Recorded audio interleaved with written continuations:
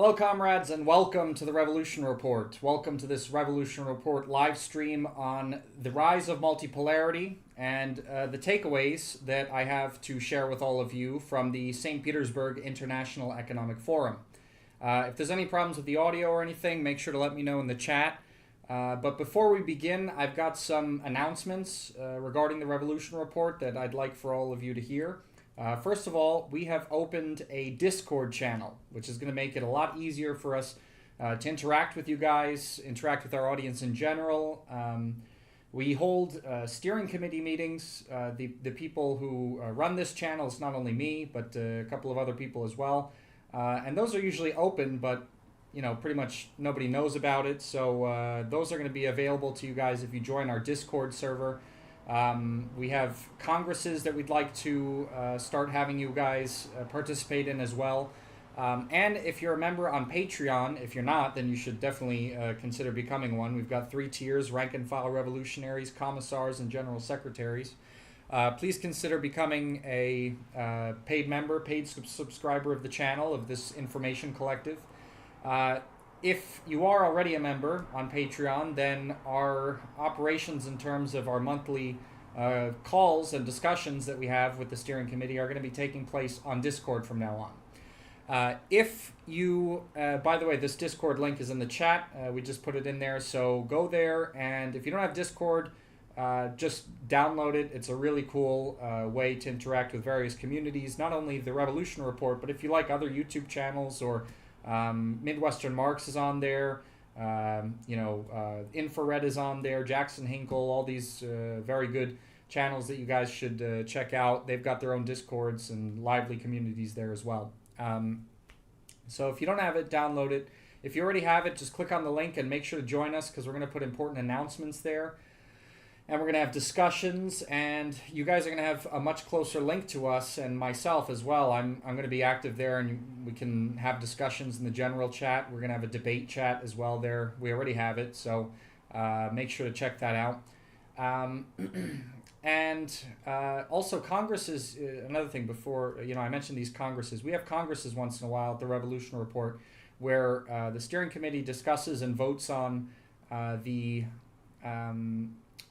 basically the political line that we have at the Revolution Report, but the discussion is open to anyone who wants to participate. So if you join the Discord server and you want to join one of our congresses that we're going to schedule soon, the next one we're going to schedule kind of soon. If you want to join and just have discussions and debates on some of the stuff we're going to be talking about, we usually come up with a document before the Congress of things that are going to be discussed, so people can get their information ready and their arguments and everything, and we give people open platforms. So make sure to check that out. And if you are someone who wants to support the Revolution Report and you don't want to go through Patreon, because Patreon takes a big chunk out of the donations you send us, we have opened up our own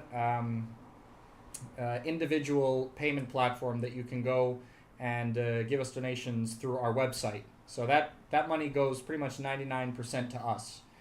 The other 1% goes to the processing platform, but it's a lot less than Patreon. So right now you can donate through one-time donations. We also accept cryptocurrency. Those addresses are going to be up there soon. And we're going to get a monthly subscription function working there as well if you want to go that extra mile to support the channel, because we really appreciate it, comrades. We rely on donations from people like you. And that's pretty much the way that we get our money. So that's basically it for this new stuff we have. Discord is going to be a great platform where we can all communicate outside of these videos and live streams. You guys can send ideas. And also, we have monthly newsletters. We're going to start putting elements of the newsletters in the Discord server as well. We used to have a monthly art section, revolutionary art section in the Revolution Report newsletter. We want to get that going again. So anything you have revolutionary art that you've made, you want to see it featured in the newsletter. You've got an article that maybe you want to see published on the Revolution Report. You've got anything, a tip for a story, something's going on connected to communism or whatever, anti-imperialism, that's not really being given the light of day by the Western media or mainstream media in general.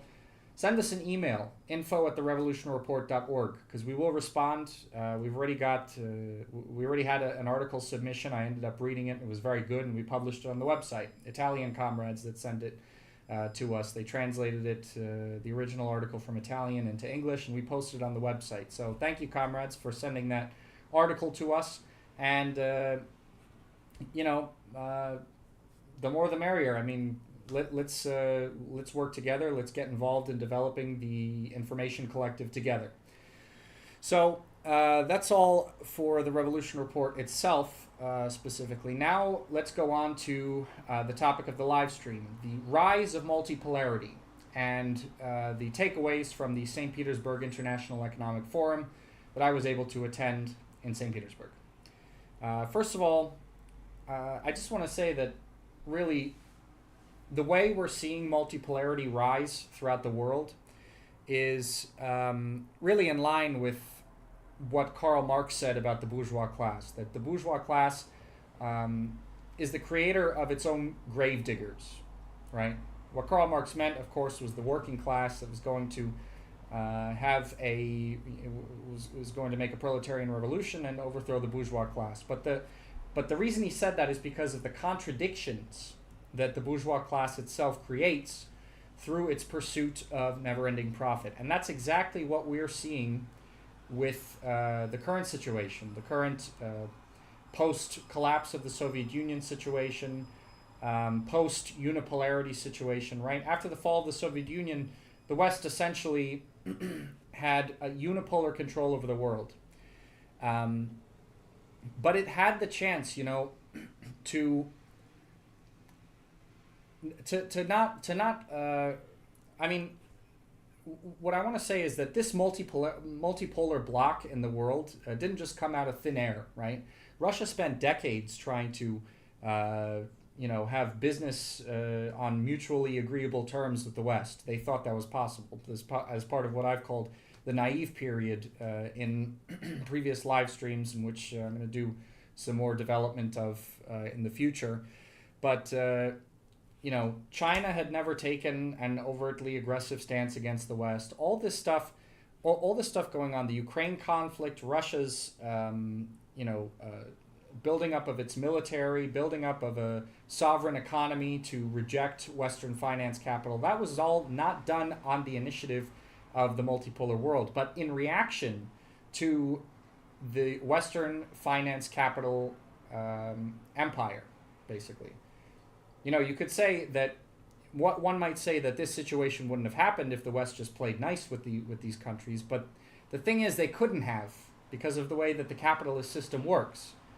The Western imperialists need to pursue profit and hyper-exploitation as much as they can, to the furthest extent that they can, because they can't allow for competition. Competition means the threatening of their profits, right? So this is an inherent contradiction, an irreconcilable contradiction between the interests of Western finance capital and the rest of the world, basically. The periphery of capitalist imperialism, developing countries that have broken from dependence on the imperialist core, socialist countries that are 100% anti-imperialist. So the interests of Western, the contradiction between the interests of Western finance capital and these other countries is what has given rise to this multipolar bloc that's emerging, right? And before there was all this talk about multipolarity, these countries that were struggling against Western imperialism really didn't see themselves as a unit, right? They were kind of isolated. Russia was not, Russia always had really good relations with China, but it didn't consider itself, an irreconcilable ally with China. They even still only call themselves strategic partners, but they're getting closer and closer, right?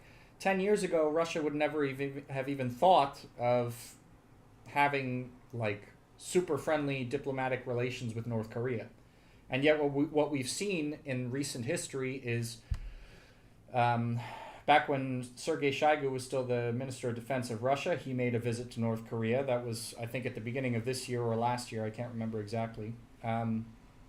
And now, according to Russian media, Vladimir Putin's set to make a visit to North Korea at the end of this month.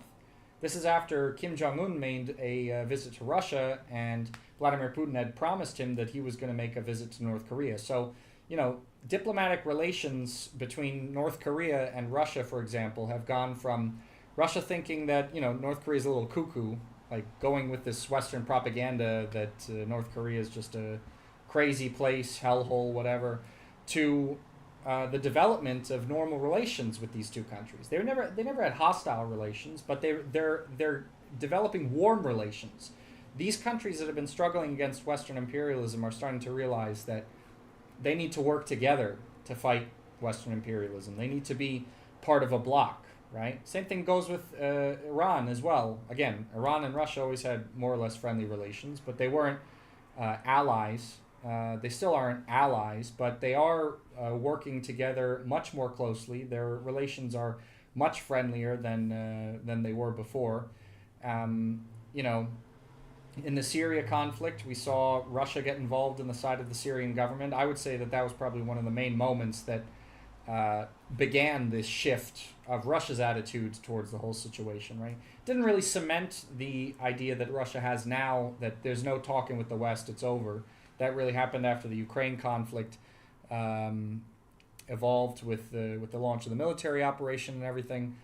But you get my point, right? Multipolarity is emerging throughout the world, and it's emerging as a consolidation of these various anti-imperialist blocs that have emerged around the world, right? The Shanghai Cooperation Organization, BRICS, the CSTO, all of these multipolar organizations, they're starting to work closer with one another, and the direction that multipolarity is going is some sort of confederation of these organizations, I would say, under the camp of multipolarity. And Russia's been having a lot of forums lately to unite these people, to put these people from various countries in dialogue. The St. Petersburg International Economic Forum is not the only one that's happened in recent years, right? Recently there was a conference in Kazan for the Islamic world, Friends of Russia, Islamic World Friends of Russia. There was the International Festival of Youth in Sochi. The Russia-Africa Forum took place last year, right? And Africa seems to be one of the main places where, and Africa's always had good relations with Russia, because let's not forget, back in the 20th century, who was the main sponsor of anti-imperialist movements throughout Africa? Anti-neocolonialist movements, national liberation movements.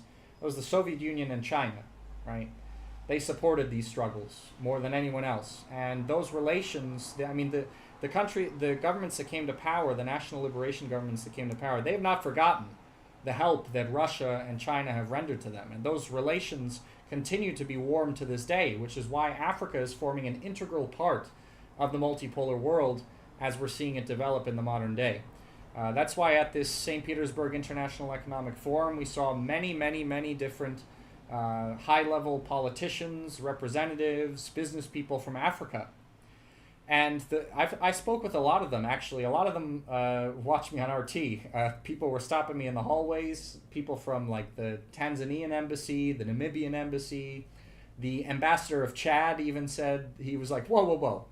I watch you on RT. I love your stuff, blah, blah, blah. He's like, let's do an interview. I'm like, that's great.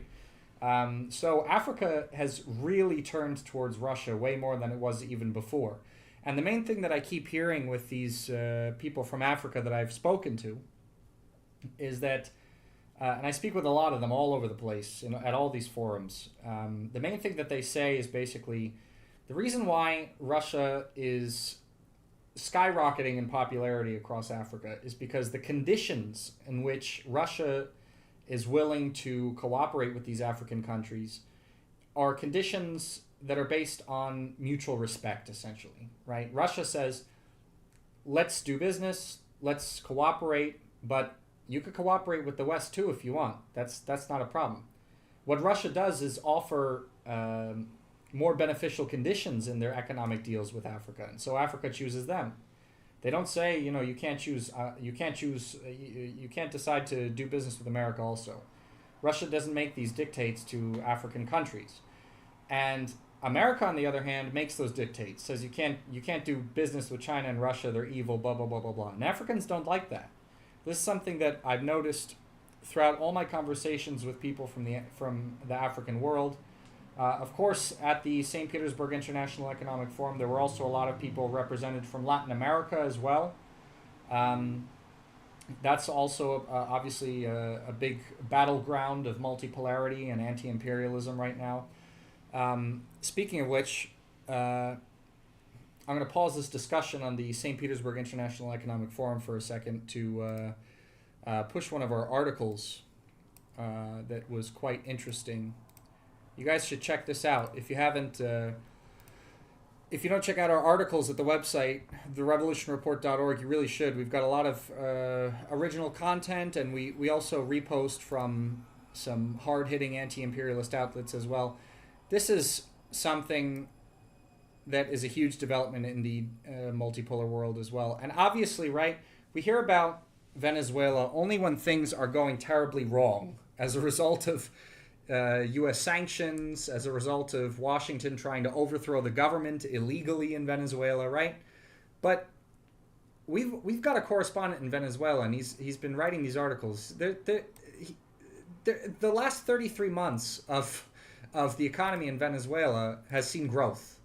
Okay, the last 33 months of uninterrupted growth in Venezuela, and we don't even hear about that in the Western media, because that would go against the this narrative that Venezuela is a failed socialist state, which it's showing. I mean, after it overcame this attempted coup d'état attempt against the government, and it's starting to overcome some of the major hurdles of sanctions.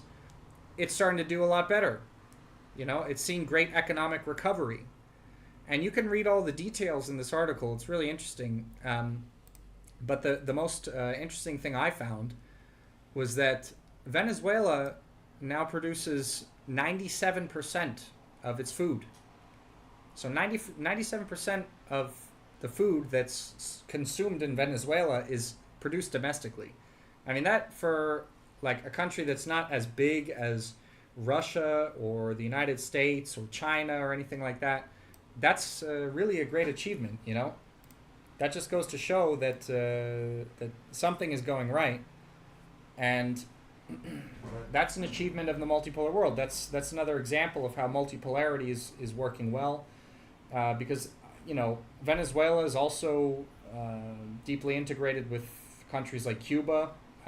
Cuba was the Cuban president was recently in Russia for the for a meeting of the Eurasian Economic Union, which of course is called Eurasia, but there's still a lot of partners that do business with this economic union, again, on mutually beneficial terms.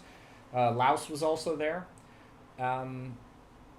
So, this is how the multipolar world is turning out.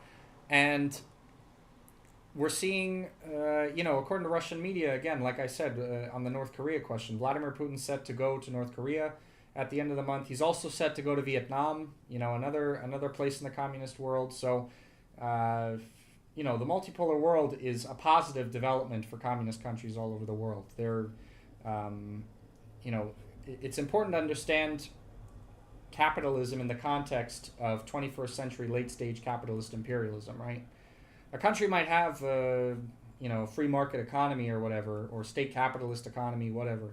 But if they're not in the core of finance capital, which is only the West essentially, then they're losing out from the capitalist system. And they have common interest with communist countries all over the world. So that's something important to understand as well. And another thing I wanted to mention before I go back to the St. Petersburg International Economic Forum is something that I found literally just a couple minutes before I started this live stream, but I was like, wow, I really I wanted to show this to you guys. RT did an exclusive interview with the son of the Ukrainian commander-in-chief of the armed forces, right? And he calls him a traitor. This guy, who's the current commander-in-chief of the armed forces of Ukraine, who was appointed as such earlier in the year, he's like totally Russian.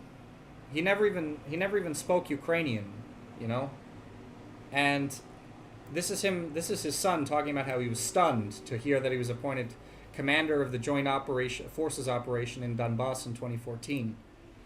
And he finishes off this interview with basically saying, when the person interviewing him asked if he considered his father an enemy, he says he's a traitor to me. We're definitely on opposite sides of the barricades, and if I met him on the battlefield, then I always have in mind an image from the film Taras Bulba. Only this time I'm the Cossack, and he is with the Poles. If you don't know that movie, you should watch it. There's probably an English translation somewhere. It's a very good movie. Basically, this sums up what he means there, right? The main character ends up killing one of his sons for siding with the Polish against the Zaporozhian Cossacks, but obviously, in this case, it would be different, right? The son is the one who would kill the father for siding with the basically foreign forces, the foreign imperialists. So that plays into really the sort of degradation that we're seeing. Part of the degradation that we're seeing in the Ukrainian side of things. But back to the St. Petersburg International Economic Forum. Like I said, tons of people represented there from all across the developing world, the multipolar world, Africa, Asia.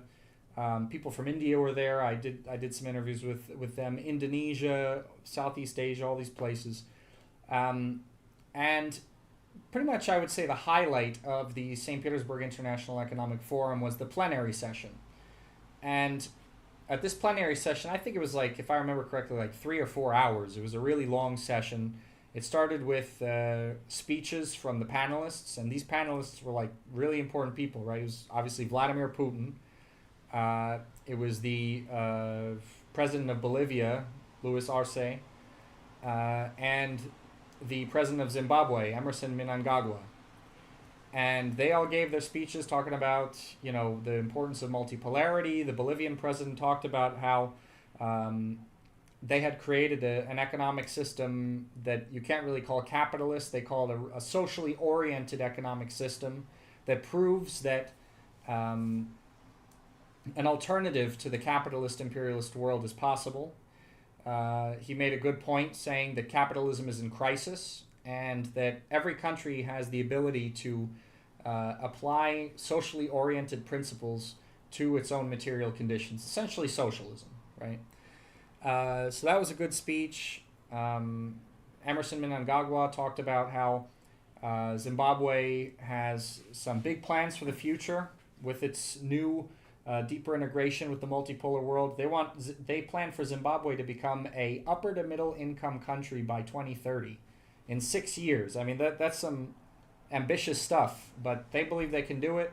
Of course, sanctions are a big handicap on that, as recently the vice president of the country said that Western sanctions have stolen so far over $150 billion from the country.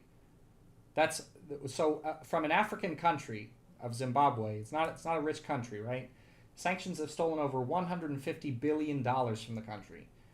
So obviously the multipolar world is, to a certain extent, helping alleviate the stress from these sanctions, but it's economic warfare that's going on over there. And it's something that the country has to contend with. But nevertheless, Zimbabwe is actually one of the fastest growing economies in its region. That was another thing that the president pointed out in his plenary session speech. And, if you guys want to watch the plenary session, I definitely suggest it. You could probably find it somewhere on YouTube. There's a lot of interesting stuff spoken about. They talked about the importance of ideology in society. They talked about the horrific possibility of nuclear war, what has to be done going forward, and all that. But I was also able to get an exclusive interview with the Zimbabwean President Emmerson Mnangagwa. That was a really interesting interview. If you haven't already noticed, on our channel, we've already uploaded it. It's going to premiere on Saturday, 5 p.m. Moscow time, which is 9 a.m.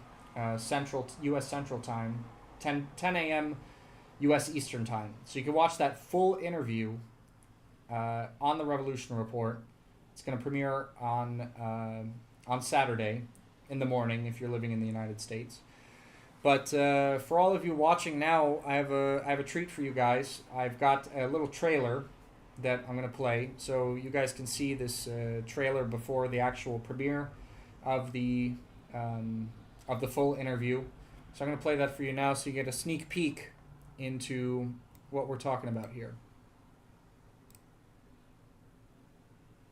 I'd like to shift the attention of our conversation now to obviously something that's a big topic all across the media, across the entire world. That's the Ukraine conflict, of course.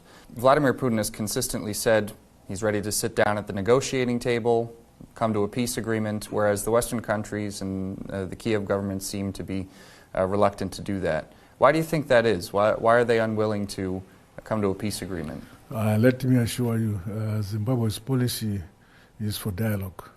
We promote dialogue. Wherever there's conflict in any part of the world, our stance is that we should promote dialogue. So wherever there's conflict, our position is that let us promote dialogue, because with dialogue you remove the issue of dying of people.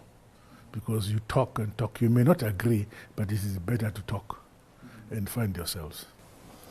Well, what would you say, how would you assess the move by many Western countries now that, I mean, is a clear escalation, where they've said that Western-supplied weapons can be used to strike Russian territory? How would you assess the effects that decision is going to have? No, look, they make their own decisions, but we in Zimbabwe, what we call for is dialogue. If there is any conflict or any area of disagreement, let leaders stand up and go for dialogue and resolve issues of difference, of conflict, through dialogue. Not move to a situation where people die on both sides. No, we need dialogue. I believe that dialogue can resolve many issues. In fact, both the First World War was resolved when the leaders then realized that it was necessary to go for dialogue. The Second World War also concluded at the table. So it's a good lesson to realize that whatever conflict we may have, it ends at the table. By why have another journey instead of just going straight for a journey towards the table. Well, based on the statements made by various Russian politicians, I would say the Russian government is probably in agreement with you there. But many are still asking the question now, who should they be conducting the dialogue with? Because after all, Vladimir Zelensky's elected presidential term has already expired, and he said that they're not going to hold elections in the near future. So would you say that Zelensky is the legitimate person that needs to be had a dialogue with, or would you say that there's another party in Ukraine that would be better to sit down at the negotiating table? No, I will not identify individuals as this is the most suitable person or that is the most suitable person. Where there is a conflict, then those who are in conflict know who they are in conflict with, and they must go to the table. That's what it is. It should not be the duty of, say, Zimbabwe or myself to say X is the correct person to talk to. No. But those who are in conflict know as to who are in conflict with them, and then they must come to dialogue. It is our view. So that guy's an absolute Chad, an absolute hero of anti-imperialism, right? This guy fought in the War for National Liberation of Zimbabwe. He was trained by the Soviet Union and by China. A real, national liberation fighter. He talks about that in the full interview. He talks about the deep-seated roots that friendly relations between Zimbabwe and Russia have had over the years.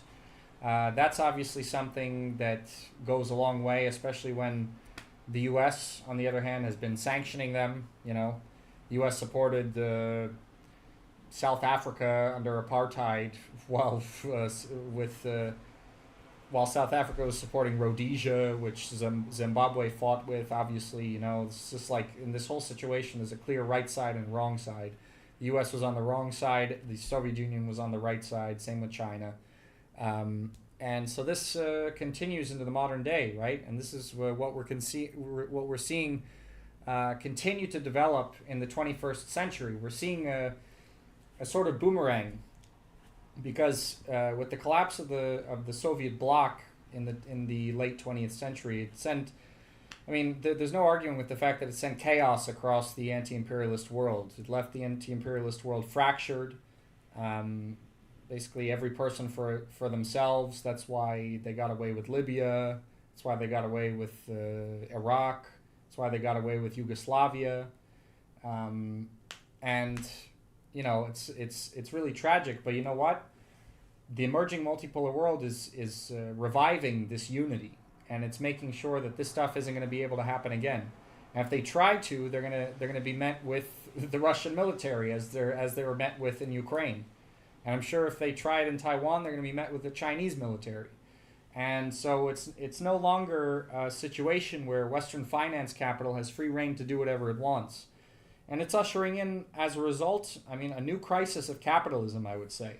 Because, you know, the ability of Western finance capital to export labor to the third world after during the 1990s, early 2000s, hyper-exploit labor in the third world, hyper-exploit labor in China, dismantle the entire economy that was built during the Soviet Union throughout the 1990s in Russia. All of this is coming to an end because governments of the developing world and the formerly the world formerly repressed by capitalism, they're taking charge of their own national resources. They're taking charge of their own labor, and they're telling the West, like, you're not going to exploit this. This stuff is going to serve the national interest, and that is why the West is absolutely rabidly trying to, do anything it can to prevent that, because it's gonna mean a serious crisis in Western finance capital. That's for sure. Because profits are going to be way harder to come by when they can't exploit labor like they could at the beginning of the 21st century, and it's only going to mean further development for the multipolar world, you know, because as European countries have left Russia, it's meant new business opportunities for Russian companies. It's China, for the way it's been running its system, has been completely successful, you know. It's figured out a way to synthesize markets with socialism, and the Chinese people are benefiting from it. That's why we've seen over 70 billion people lifted out of poverty since reforming and opening up in China. So these are all huge developments across the multipolar world that we've seen recently and over previous decades, and they all have to do with the specific conditions of each country, and that's a really beautiful thing to see, especially after decades of sort of demoralization among progressives around the world after the fall of the Soviet Union took place. And also on the American front, of course, we saw what happened with the Communist Party USA, that horrible convention they had, and Jesus, I just hope something good comes out of that. I hope the people of the Communist Party USA rise up against this aging Politburo has decided to just support the Democrats. It's absolutely ridiculous. But I think they'll come around. I think they will. But anyway, comrades, that's pretty much all I wanted to mention on this live stream. It's pretty much the main takeaways from the St. Petersburg International Economic Forum, right? There were people from all over the world there, representatives of governments cutting deals with other governments in terms of economic cooperation. There were pavilions there, conferences. It was really interesting.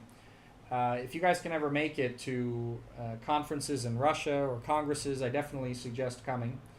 A lot of times you can apply and the Russian side will take care of visas and everything like that. I think the easiest one probably to get to would be the International Youth Festival. So next time it happens, definitely apply, because they'll probably accept you. And then we can meet in person, because I'll probably be there too. But anyway, comrades, thanks for watching our live stream. Hope you enjoyed it. Like I said at the beginning of the live stream, please check out our Discord server. Please consider becoming a paid subscriber, a due-paying member, we're calling them now at The Revolution Report. You can do that on Patreon, or just go to our website. Go to our website, donate here, and send a donation. We really appreciate it. It helps us out a lot with production quality and everything like that. And we also need people to help with putting out social media content, like making posts on our Telegram and stuff like that. If you're interested in that, or if you're interested in video editing, helping out with video editing, anything that goes into the production process of what we're doing here, or if you have any creative ideas that we're not doing that you think might be a good addition, send us an email at info@therevolutionreport.org. We'll get in touch with you and we'll start working together. That's how we're going to make the information collective great. So, without further ado, comrades, thank you very much for watching The Revolution Report. I hope you have a great evening, and workers of the world, unite.